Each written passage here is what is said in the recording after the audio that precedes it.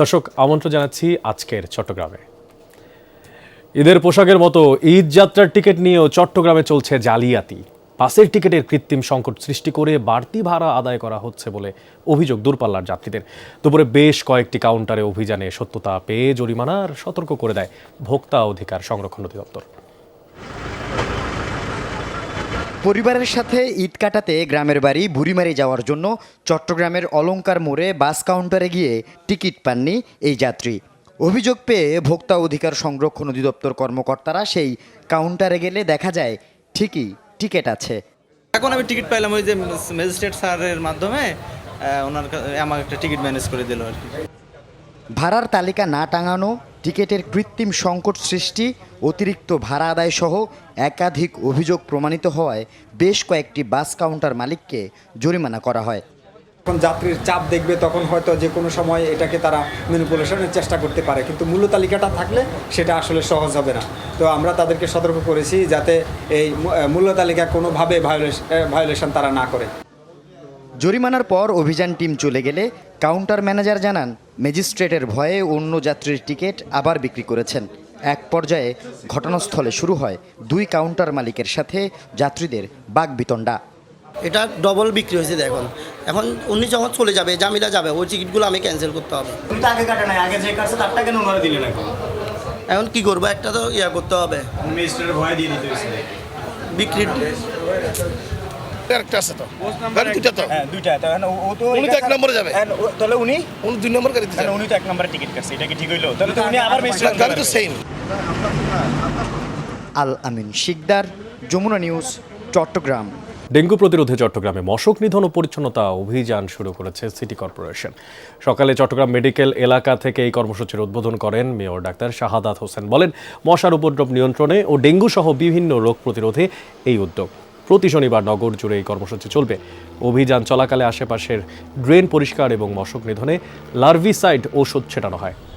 চট্টগ্রামের সুবিধাবঞ্চিত শ্রমজীবী ও প্রতিবন্ধীদের মধ্যে ঈদ উপহার সামগ্রী বিতরণ করেছে বিভিন্ন সামাজিক সংগঠন। এরই অংশ হিসেবে হালিশহর এলাকার জি ব্লক মসজিদ প্রাঙ্গণে কয়েকশো মানুষের হাতে এসব সামগ্রী তুলে দেয় রানার্স অ্যাসোসিয়েট। এর মধ্যে রয়েছে ঈদের জন্য নিত্য প্রয়োজনীয় ভোগ্যপণ্য, নিম্ন আয়ের মানুষের সহায়তা এবং জীবনমান উন্নয়ন। অন্যদেরও মানবিক কার্যক্রমে এগিয়ে আসার আহ্বান জানান সামাজিক সংগঠনটির নেতারা। এদিকে গৃহহীন ও সহায় সম্বলহীন মানুষদের মধ্যে গৃহ নির্মাণ সামগ্রী এবং অর্থ সহায়তা প্রদান করেছে চট্টগ্রামের ফটিকছড়িতে শাহ এমদাদিয়া দলিলাবাদ শাখার উদ্যোগে এক অনুষ্ঠানে 170 পরিবারকে দেওয়া হয় ঢেউটিন, চাল, চিকিৎসা সহায়তা ও কবর খননকারীদের নগদ অর্থ। সৈয়দ আহমেদ উল্লাহ মাইজভান্ডারির দ্বিশত জন্মবার্ষিকী উপলক্ষে এ আয়োজন করা হয়েছে বলে জানান উদ্যোক্তারা। এই ধরনের সহায়তা কার্যক্রম প্রতি বছর অব্যাহত রাখার কথা জানান তারা। এই সময় সংগঠনের নেতারা উপস্থিত ছিলেন। চট্টগ্রামের ইফতার বাজারের খবর জানবো, সেখানে আছেন সহকর্মী জোবায়েদ ইবনে শাহাদাত। জোবায়েদ, জানাবেন যে আর তো বেশিক্ষণ বাকি নেই ইফতারের, তো আজকের আয়োজনে কি কি রাখা হয়েছে, কি কি আইটেম আছে?